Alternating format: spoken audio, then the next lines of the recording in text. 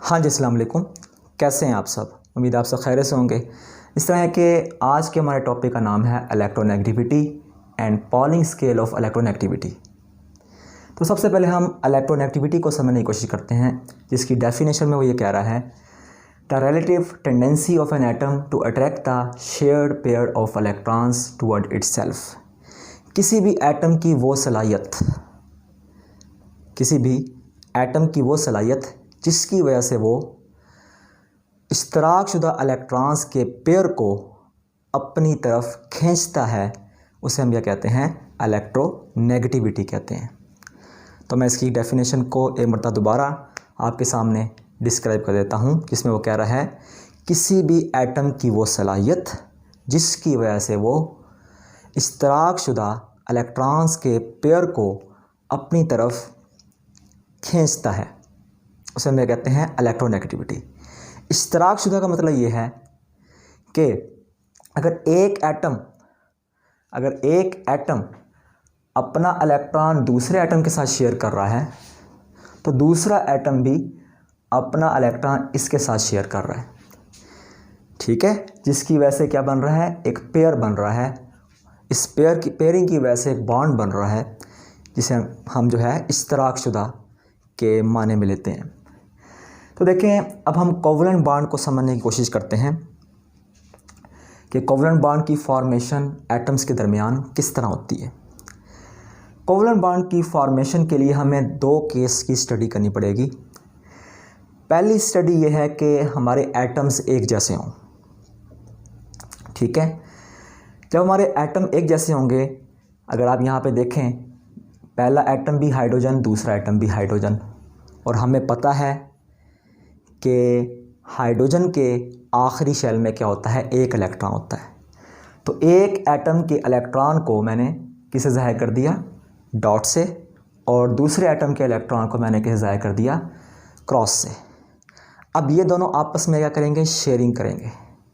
ठीक है, शेयरिंग करेंगे और कौन सा बॉन्ड बनाएंगे? ये बनाएंगे covalent bond, single covalent bond बनाएंगे। ठीक है, जब इसका इलेक्ट्रॉन, एक हाइड्रोजन एटम का इलेक्ट्रॉन दूसरे हाइड्रोजन एटम के इलेक्ट्रॉन के साथ शेयरिंग करेगा, तो क्या करेगा? ये बनाएंगे कोवलेंट बॉन्ड, म्यूचुअल शेयरिंग की वजह से। ठीक है, बॉन्डिंग को मैंने आपको समझाने की कोशिश की है कि ये ब्लैक लाइन, ताकि आपको शो हो सके कि बॉन्डिंग, जब इलेक्ट्रॉन्स आपस में म्यूचुअल शेयरिंग करते हैं एटम के, उसकी वजह से एक बॉन्ड बनता है, और ये बॉन्ड बन रहा है सिंगल कोवलेंट बॉन्ड। तो इस केस में जब तक एटम सेम है, ठीक है, इन दोनों के आखिरी शेल में भी एक ही इलेक्ट्रॉन है और ये आपस में शेयरिंग कर रहे हैं और एक पेयर बना रहे हैं, तब तक क्या है? इक्वल शेयरिंग हो रही है। क्योंकि एटम सेम है, एटम सेम हो जाने की वजह से जो शेयरिंग होगी वो क्या होगी? इक्वल होगी। अब हम इसका दूसरा केस समझने की कोशिश करते हैं। दूसरा केस क्या है? दूसरा केस ये है कि हाइड्रोजन क्लोरीन के साथ मिल रही है। ठीक है, जब हाइड्रोजन क्लोरीन के साथ मिल रही है, तो मुझे पता है कि हाइड्रोजन के आखिरी शेल में एक इलेक्ट्रॉन है, उसको मैंने क्रॉस ज़ाहिर कर दिया, और क्लोरीन के आखिरी शेल में होते हैं 7 इलेक्ट्रॉन।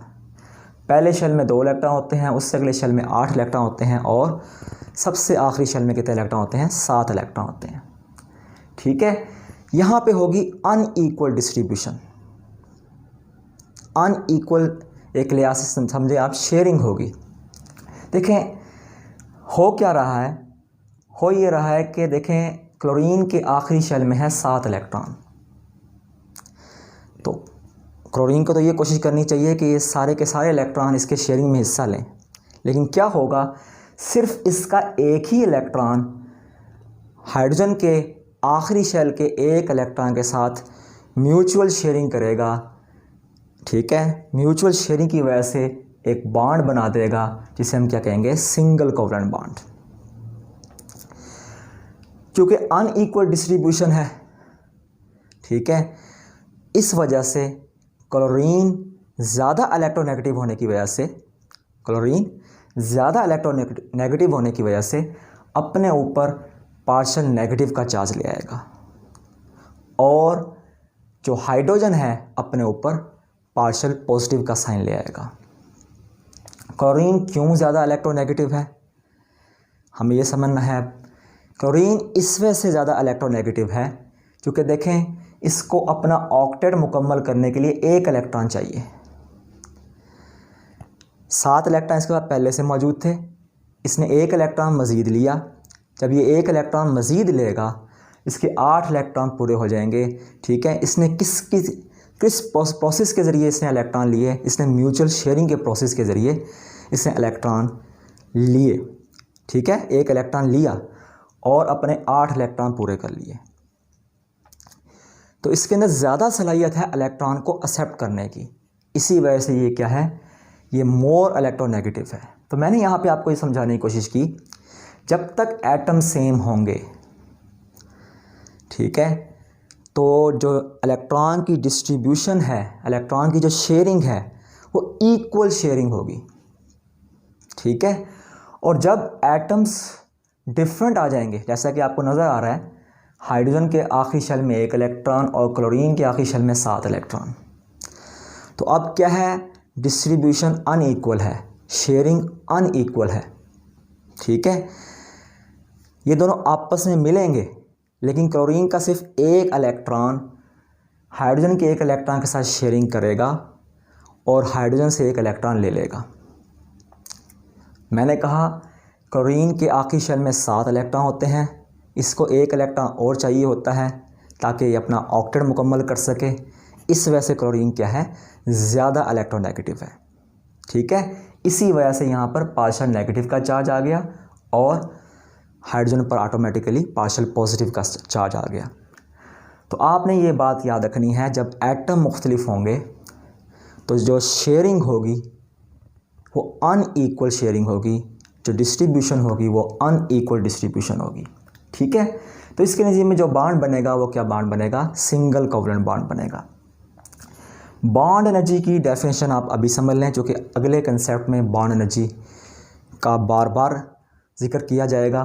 बॉन्ड एनर्जी क्या है, the amount of energy required to break 1 mole of particular bond. मैंने एक बॉन्ड के मोल को या एक बॉन्ड को मैंने तोड़ना है। ठीक है, एक पर्टिकुलर बॉन्ड है, उसके 1 मोल को मैंने तोड़ना है। 1 मोल को तोड़ने के लिए, उस बॉन्ड को तोड़ने के लिए मुझे कितनी एनर्जी दरकार है, वह कहलाती है बॉन्ड एनर्जी कहलाती है। ठीक है, अब हम आते हैं पॉलिंग स्केल ऑफ इलेक्ट्रोनेगेटिविटी। देखें, जो पॉलिंग स्केल ऑफ इलेक्ट्रोनेगेटिविटी है, पॉलिंग ने किसी एक एलिमेंट की आपको इलेक्ट्रोनेगेटिविटी नहीं बताई। उसने इतना बताया, उसने कहा कि मैं 2 एटम्स के दरमियान इलेक्ट्रोनेगेटिविटी का फ़र्क बता सकता हूँ, किसी एक एलिमेंट की आपको इलेक्ट्रोनेगेटिविटी नहीं बता सकता, मगर 2 एटमों के दरमियान इलेक्ट्रोनेगेटिविटी का फ़र्क बता सकता हूँ। तो उसका पहला पॉइंट यह है कि electronegativity of 2 atoms A and B in terms of deviation. उसने जो इलेक्ट्रोनेगेटिविटी का फ़र्क मालूम किया 2 एटमों के दरमियान, A और B एटम के दरमियान, किसके लिहाज से उसने फ़र्क बताया, उसने फ़र्क बताया डेविएशन के लिहाज से। वो डेविएशन क्या होती है उसको हम अभी समझते हैं। तो मैंने ये बताया कि पॉलिंग स्केल क्या कहती है। पॉलिंग स्केल ये कहती है कि हम इलेक्ट्रोनेगेटिविटी का फ़र्क मालूम कर सकते हैं, किसी एक एलिमेंट की इलेक्ट्रोनेगेटिविटी हम मालूम नहीं कर सकते। उसने ये बताया कि हम 2 एटमों के दरमियान इलेक्ट्रोनेगेटिविटी का फ़र्क मैं आपको मालूम करके दिखाता हूँ। ठीक है, तो यहाँ से आपको ये पता लग गया कि पॉलिंग स्केल किस लिए इस्तेमाल होती है, 2 एटम्स के दरमियान इलेक्ट्रोनेगेटिविटी का फ़र्क बताती है ये, या फ़र्क मालूम करने के लिए इस्तेमाल होती है। ठीक है, तो इलेक्ट्रोनेगेटिविटी का फ़र्क 2 एटम्स के दरमियान किसके लिहाज से हम स्टडी करेंगे, डेविएशन के लिहाज से स्टडी करेंगे। ठीक है, तो डेविएशन अगर तो देखें, मैं मुख्तलिफ़ एटमों की बात कर रहा हूँ, मेरे पास देखें A और B एटम है, या तो ए बी के साथ मिल सकता है, या ए के साथ मिल सकता है, या बी के साथ मिल सकता है। हमने 3 केस यहाँ पे जो है ना देखने हैं। डेविएशन का फॉर्मूला ये है कि ई ए माइनस बी। ई क्या है? ई है बॉन्ड एनर्जी। जब ए एटम बी एटम के साथ मिलेगा, जब ए एटम बी एटम के साथ मिलेगा, ठीक है, उस दौरान उसकी बॉन्ड एनर्जी क्या होगी? वो ये है ई ए माइनस बी। ये सबस्क्रिप्ट में समझे आप, मैंने लिखा हुआ इसको, माइनस फिर ब्रैकेट में ज्योमेट्रिक मीन आप ले लेना है। क्या ले लेना है? ज्योमेट्रिक मीन ले लेना है, मतलब आपने अंडर रूट ले लेना है। इसमें भी जो है 2 चीज़ों की, 2 मतलब सेम एटम्स की आपने क्या काम करना है? बॉन्ड एनर्जी लेनी है। पहले हमने एक जैसे एटमों की बॉन्ड एनर्जी, ठीक है, मल्टीप्लाई, फिर जो है हमने फिर एक जैसे एटमों की बॉन्ड एनर्जी। जैसा कि मैं आपको बता रहा हूँ कि हमारे पास एटम है ए और बी, तो एक मर्तबा ए एटम की बॉन्ड एनर्जी को हम इसमें ले लेंगे, और फिर जो है हम क्या काम करेंगे? बी एटम की बॉन्ड एनर्जी ले लेंगे, फिर उसका क्या कर लेंगे? ज्योमेट्रिक मीन ले लेंगे, मतलब अंडर रूट ले लेंगे, ठीक है। अगर आप इसको एग्जाम्पल समझना चाहते हैं, देखें, अगर आप H और Cl को, HCl की जो है इलेक्ट्रोनेगेटिविटी पढ़ना चाह रहे हैं, देखना चाह रहे हैं, HCl के दरमियान, H और Cl के दरमियान इलेक्ट्रोनेगेटिविटी का फ़र्क देखना चाह रहे हैं, तो देखें यहाँ आ जाएगा H, यहाँ आ जाएगा Cl, तो ये हो गए मुख्तलिफ एटम की बॉन्ड एनर्जी। यहाँ क्या आ जाएगा? H, ठीक है, एक जैसे एटमों की बॉन्ड एनर्जी। फिर यहाँ क्या आ जाएगा? Cl, एक जैसे एटम की बॉन्ड एनर्जी का ज्योमेट्रिक मीन, ठीक है। तो हमें पता क्या लगा? डेविएशन कैसे निकलती है? डेविएशन ऐसे निकलती है कि सेम एटम्स की जो हमारे पास बॉन्ड एनर्जी का जो ज्योमेट्रिक मीन होता है, उसको हमने किस में से माइनस करना है? उसको हमने किस में से माइनस करना है? उसको हमने माइनस करना है मुख्तलिफ एटम्स की बॉन्ड एनर्जी में से, हमने उसको माइनस कर देना है। तो ये फार्मूला आपने देख लेना है, जो कि आगे जाके मैं इसको एग्जांपल से आपको समझाने की कोशिश करूँगा। फिर अगर हमारे पास एटम सेम हो, एटम सेम हो, तो वो क्या आपको ये बताना चाह रहा है कि एटम जब सेम होते हैं तो bond energy of A B किसके बराबर होती है? वो बराबर होती है bond energy of A into bond energy of B. इसका आप ले लेना है ज्योमेट्रिक मीन, ठीक है। तो ये हमारे पास 2 फार्मूले आ गए। इन फार्मूले से हम क्या समझ पा रहे हैं? पहला तो हमारे पास फार्मूला कौन सा था, ये पहले मैं इसको डिस्कस कर लेता हूँ, ठीक है। ये कहना चाह रहा है कि देखें, सेम एटम्स की जो बॉन्ड एनर्जी का हमने ज्योमेट्रिक मीन लिया, सेम एटम्स की बॉन्ड एनर्जी का जो हमने ज्योमेट्रिक मीन लिया, और डिफरेंट एटम्स की जो हमने बॉन्ड एनर्जी चेक की, कहता है अगर तो वो सेम आ जाए, अगर तो वो सेम आ जाए तो क्या होता है? Electron in the bond are equally shared in the pure covalent bond. कहता है कि जी इसमें क्या होगा अगर इस तरह का केस बन जाए कि सेम एटम्स की बॉन्ड एनर्जी का ज्योमेट्रिक मीन और डिफरेंट एटम्स की बॉन्ड एनर्जी अगर दूसरे के बराबर आ जाए, फिर क्या होता है? फिर ये होता है कि एटम्स इक्वल शेयरिंग कर रहे होते हैं, ठीक है। जैसे मैंने आपको यहाँ पे हाइड्रोजन का केस बताया था, ठीक है। हाइड्रोजन का केस क्या था कि यहाँ पर हमारे पास क्या था? इक्वल शेयरिंग हो रही थी। या फिर ये भी केस हो सकता है कि अगर H की इलेक्ट्रोनेगेटिविटी 1 है और Cl की भी इलेक्ट्रोनेगेटिविटी 1 है, तब भी यही केस हमारे पास फॉलो किया जाएगा, ठीक है। इस इक्वेशन से जो आपको बात समझ आ जानी चाहिए वो ये है कि इस केस से हमें ये अंदाज़ा हो जाना चाहिए कि यहाँ पर जो एटम्स में एटम जो इलेक्ट्रॉन की शेयरिंग कर रहे हैं वो इक्वल शेयरिंग हो रही है, और क्या बन रहा है? प्योर कोवलेंट बॉन्ड बन रहा है। फिर हम आते हैं इस इक्वेशन की तरफ। ये इक्वेशन क्या कहती है? वो कहता है कि ये जो बॉन्ड एनर्जी है ना, ये ज्योमेट्रिक मीन से एक्सीड कर रही है। ये जो बॉन्ड एनर्जी है ये ज्योमेट्रिक मीन से एक्सीड कर रही है। देखें यहाँ बीजे माइनस का साइन आ रहा है, इसका मतलब ये वैल्यू क्या होगी, छोटी होगी, और ये वैल्यू क्या होगी, बड़ी वैल्यू होगी। ठीक है, तो जब हमारी बॉन्ड एनर्जी ज्योमेट्रिक मीन से एक्सीड कर जाए तो इसमें कहता है दो किस्म की कोऑर्डिनेशन हो सकते हैं। आयनिक कोऑर्डिनेशन भी हो सकता है और कोवलेंट कोऑर्डिनेशन भी हो सकता है। ठीक है, जैसा कि मैंने आपको यहाँ पे बताया कि यहाँ पे आयनिक कोऑर्डिनेशन भी हो रहा था HCl केस में। ठीक है, कि H पर पॉजिटिव चार्ज आ गया था और Cl पर नेगेटिव चार्ज आ गया था, और जब इन दोनों ने आपस में शेयरिंग की थी तो कौन सा बॉन्ड बना था, सिंगल कोवलेंट बॉन्ड बना था। ठीक है, तो ये हमारे पास फार्मूला है, जो इसमें जो मेन फार्मूला है वो ये है। अब हम इसको एक एग्जांपल समझने की कोशिश करते हैं। ये देखें, मुझे बॉन्ड एनर्जी दी हुई है HCl की, मतलब मुख्तलिफ एटमों की दी हुई है। मुझे बॉन्ड एनर्जी दी हुई है किसकी, सेम एटम की, और आपको यहाँ पे समझ आ रहा होगा कि H के बीच में एक बॉन्ड है और इस बॉन्ड को तोड़ने के लिए हमें इतनी एनर्जी दरकार है। ठीक है, हमें सेम एटम Cl की बॉन्ड एनर्जी दी हुई है। हमें 3 मुख्तलिफ किस्म के केस बताए हैं उसने। एक केस में उसने मुख्तलिफ एटम ले लिए H और Cl, एक केस में उसने हमें H की बॉन्ड एनर्जी बता दी, एक केस में उसने हमें Cl की क्या है, बॉन्ड एनर्जी बता दी। जब हमारे पास Cl के दरमियान एक बॉन्ड था, उस बॉन्ड को तोड़ने के लिए जो हमें एनर्जी दरकार थी वो कितनी थी, 243 किलो जूल पर मोल थी। ठीक है, जब 243 किलो जूल पर मोल थी, ये क्या थी, बॉन्ड एनर्जी थी। ठीक है, हमारे पास 3 किस्म की बॉन्ड एनर्जीज आ गई। अब मैं देखें बिल्कुल उसी फार्मूले से इसको रिलेट करूँगा। ये देखें डेल, जो किसको ज़ाया कर रहा है, डेविएशन को ज़ाया कर रहा है। डेल HCl आपने निकालना है। ये देखें, बॉन्ड एनर्जी ऑफ HCl, मुख्तलिफ एटम की बॉन्ड एनर्जी।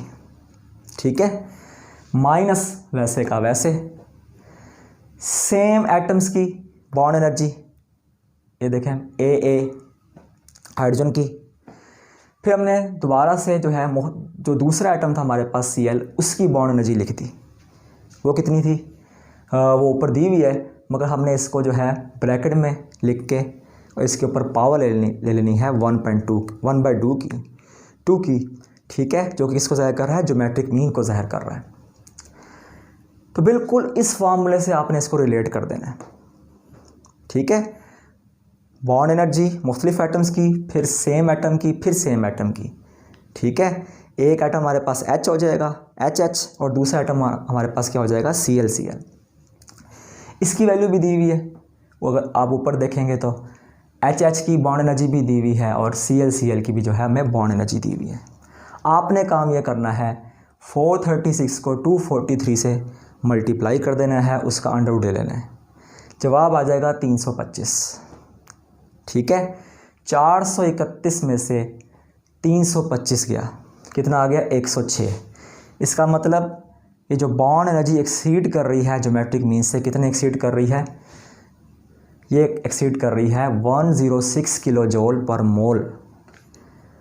ठीक है, ये जो हमारे पास बॉन्ड एनर्जी किसकी थी, डिफरेंट एटम्स की, वो एक्सीड कर रही है सेम एटम्स की ज्योमेट्रिक मीन से, कितना, 106 किलो जूल पर मोल के लिहाज से। तो हमने ये देख लिया, ये जो एनर्जी एक्सीड कर रही है इसे हम ये कहते हैं ionic resonance energy. Ionic resonance energy कहता है this energy is an empirical base to determine the electronegativity difference. कहता है इसी एनर्जी से यह हमें बेस मुहैया करती है एक रिलेशन की, एक एम्पिरिकल रिलेशन की, जिसके ज़रिए हम इलेक्ट्रोनेगेटिविटी का डिफरेंस मालूम कर सकते हैं। इलेक्ट्रोनेगेटिविटी का डिफरेंस मालूम करने के लिए जो फार्मूला है वो है XA minus XP is equals to del, जिसे हम डेविएशन कहते हैं, जो मैंने यहाँ भी मालूम की, नीचे आ जाएगा 96.5 किलो जूल पर मोल, मतलब एक वैल्यू आ जाएगी और उसके ऊपर होल के ऊपर पावर आ जाएगी 1/2 की, मतलब आपने इसका अंडर रूट ले लेना है। XA का मतलब H, XB का मतलब Cl, XB का मतलब Cl। दो मुख्तलिफ एटम्स के दरमियान हमने इलेक्ट्रोनेगेटिविटी का फ़र्क देखना है। ये देखें डेल मैं निकाल चुका था, डेविएशन वो थी 106 और मेरे पास 96.5 फार्मूले में वैल्यू मुझे मालूम है या लिखी हुई है, उस पर मैंने डिवाइड किया, उसका मैं ले लूँगा अंडर रूट, मेरे पास जवाब आएगा 1.05। इसका मतलब ये है कि H और Cl के दरमियान जो इलेक्ट्रोनेगेटिविटी का फ़र्क आएगा वो कितना फ़र्क आएगा, 1.05 का फ़र्क आएगा। ठीक है, यहाँ पे जो 96.5 की वैल्यू कहता है जो मैंने यूज़ की है, वो किस लिए यूज़ की है, वो इसीलिए यूज़ की है कि मैं इलेक्ट्रोनेगेटिविटी को SI यूनिट किलो जूल पर मोल से किस में कन्वर्ट कर दूं, एक नए यूनिट में कन्वर्ट कर दूं इलेक्ट्रॉन वोल्ट के लिहाज से या इलेक्ट्रोवोल्ट के लिहाज से। ठीक है, तो आपने पॉलिंग स्केल ऑफ इलेक्ट्रोनेगेटिविटी को समझना है। पॉलिंग स्केल क्या कहती है, पॉलिंग स्केल ये कहती है कि हम किसी एक एटम की इलेक्ट्रोनेगेटिविटी मालूम नहीं कर सकते, हम दो एटमों के दरमियान इलेक्ट्रोनेगेटिविटी का फ़र्क मालूम कर सकते हैं।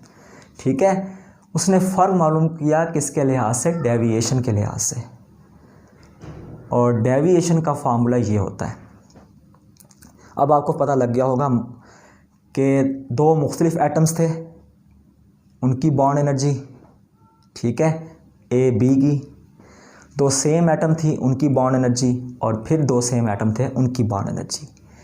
ठीक है, तो सेम एटम्स की बॉन्ड एनर्जी का ज्योमेट्रिक मीन को किस में से आपने माइनस करना है, आपने डिफरेंट एटम्स की बॉन्ड एनर्जी में से माइनस कर देना है।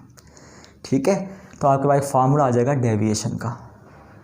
फिर एक फार्मूला आपने ये भी लिख लेना है कि ये किसके लिए है, ये है हमारे लिए कि सेम एटम्स की बॉन्ड एनर्जी का जो है ज्योमेट्रिक मीन वो किसके बराबर होता है, मुख्तलिफ एटम्स की बॉन्ड एनर्जी के बराबर होता है। ठीक है, फिर जो है इनसे हमें क्या कंक्लूड करना है, इससे तो हमें ये कंक्लूड होगा कि जब सेम एटम्स की बॉन्ड एनर्जी का ज्योमेट्रिक मीन डिफरेंट एटम्स की बॉन्ड एनर्जी के बराबर आ जाए तो उसका मतलब क्या होता है, इक्वल शेयरिंग हो रही है, इलेक्ट्रॉन्स इक्वली शेयर हो रहे हैं। ठीक है, और प्योर कोवलेंट बॉन्ड बन रहा है।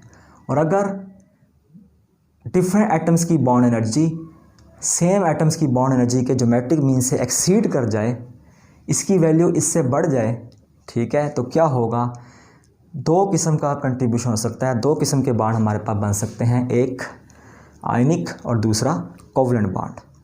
फिर मैंने आपको मुख्तलिफ एटम की वो 3 केस बताए, हर केस में मैंने आपको बॉन्ड एनर्जी बता दी।